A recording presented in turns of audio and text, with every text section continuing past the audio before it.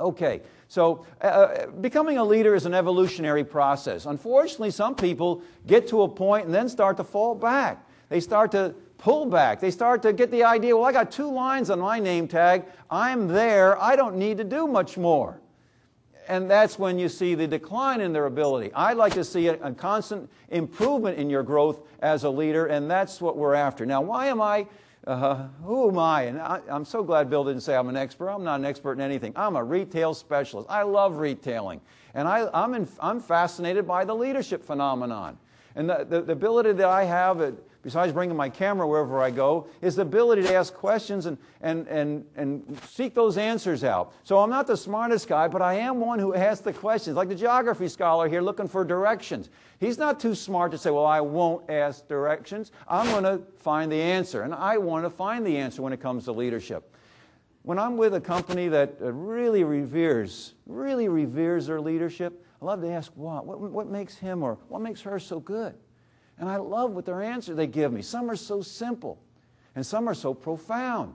On the other hand, why don't you respect your leadership? Well, they never or they always. God, that interests me too. And I get people on the side in the car taking me to the airport, taking me from or to the airport, and they tell me stuff. They really level with me. And that's when I've collected about 10 years of notes as what makes a great leader. Now, there's also 280,000 books on the Amazon on leadership, Amazon.com. That's be 280,001.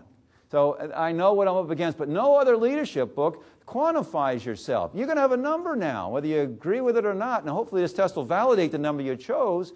You're going to have a chance to raise that number. So as I ask questions like my family, and this is the first time in my career, my whole family's here to watch a seminar. This is really a thrill for me.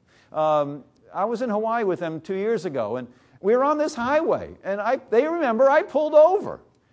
We were doing 60 miles an hour, and I put the blinker on, and I pull over. I said, I need a picture of that. And they said, what for? I'm saying, why in the world would you have an interstate highway in Hawaii? I always thought it was an island. Interstate means between, there's got to be a road's got a dead end somewhere, into the water somewhere. So that puzzled me. I'm in Toronto, and I walk by this car in a parking lot of a grocery store, and I say, what the heck's going on here? Now, you'd walk by and say, oh, some naked guy's looking for his keys. I couldn't do that. You see, I have to find out why this naked person is upside down, really looking for the key. Turned out to be a mannequin, to my surprise. And now, another question, why would you hang the lights so low? Why would you do that? How could you use the words friendly and gentle with dentistry? You just can't do it. Those words just aren't congruent.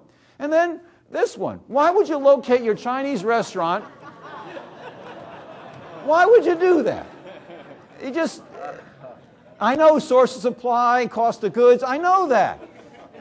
I'm sorry, sir, your German Shepherd didn't make it through the operation, but if you want to enjoy him just one more time, he's on the main buffet next door.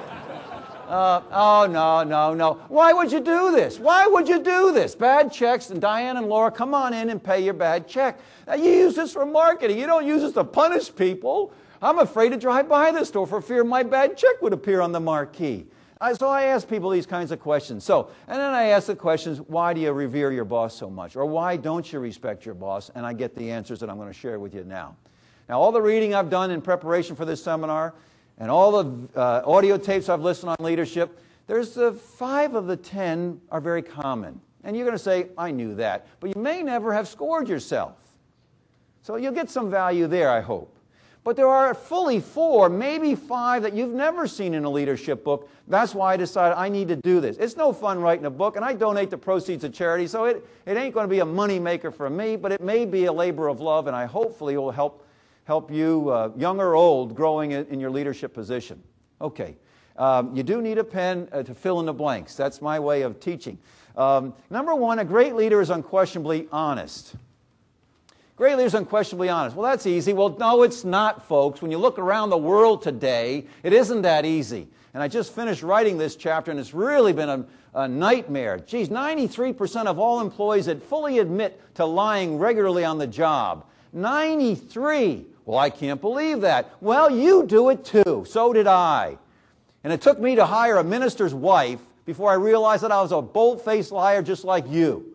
Except you call them white lies or spinning the truth and make it sound a little bit better. But I remember the day I told Barbara, my new secretary, 2 days on the job, Barbara, please tell him I'm not in.